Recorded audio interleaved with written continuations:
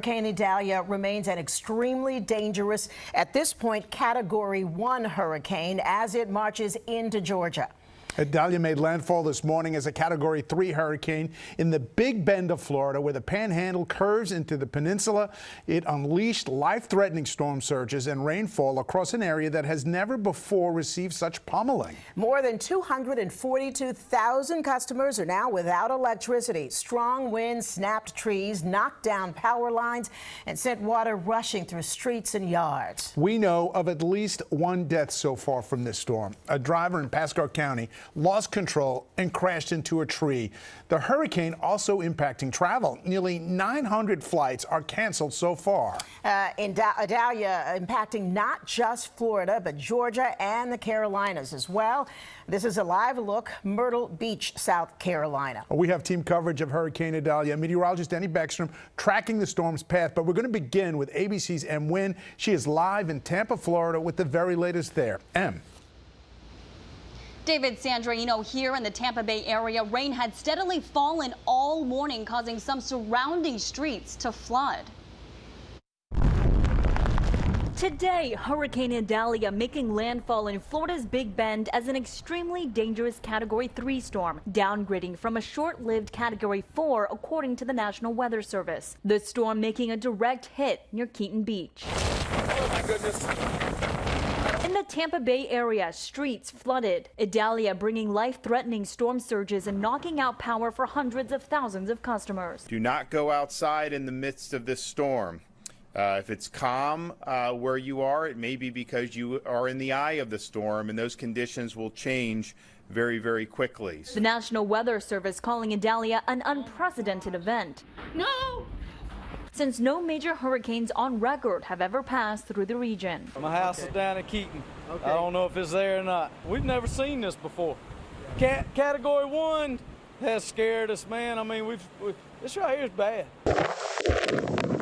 At least 30 Florida counties placed under mandatory evacuation orders. Idalia large enough to be seen from space. Experts say human-impacted climate change has caused ocean temperatures to rise, which supercharges tropical storms. It's 88, 89 degrees over where the storm's going to be tracking, so that's effectively rocket fuel for the storms. Tampa Electric says tens of thousands of workers from more than 20 states from as far away as Maine are standing by to help restore power after the storm passes. And the governor says search and rescue will begin as soon as the storm fully subsides. We know that 8 teams are standing by with 5,500 National Guardsmen also ready to be deployed. Live in Tampa, Nguyen, Channel 7 Eyewitness News. Em, a quick question for you. Obviously, it's a lot better conditions right now where you are. Tell us what you're seeing in terms of impact from the storm. Is there still flooding? Is the power still out?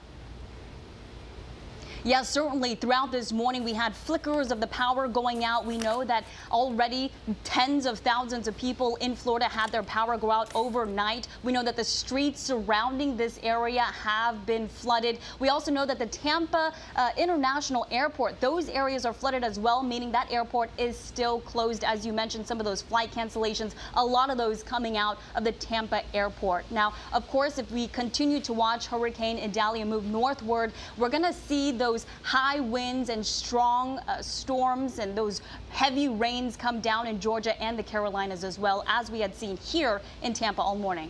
Thank you, Em, and you and the rest of your crew stay safe. Nguyen live in Tampa, Florida. Right now, the eye of that hurricane firmly in Georgia with flash flooding and strong winds there as well. A flash flood emergency in effect. Meteorologist Danny Beckstrom continues our coverage. Danny. Yeah, David, still a very defined eye here in southern Georgia here. Still a healthy hurricane. Just got another update as of about 3 minutes ago. 85-mile-per-hour winds, so 75 or above is considered a Category 1. So it has weakened considerably since making landfall, that land interaction, but still creating quite a mess, not just with the heavy rainfall now shifting into South Georgia, but all of this water being pulled in.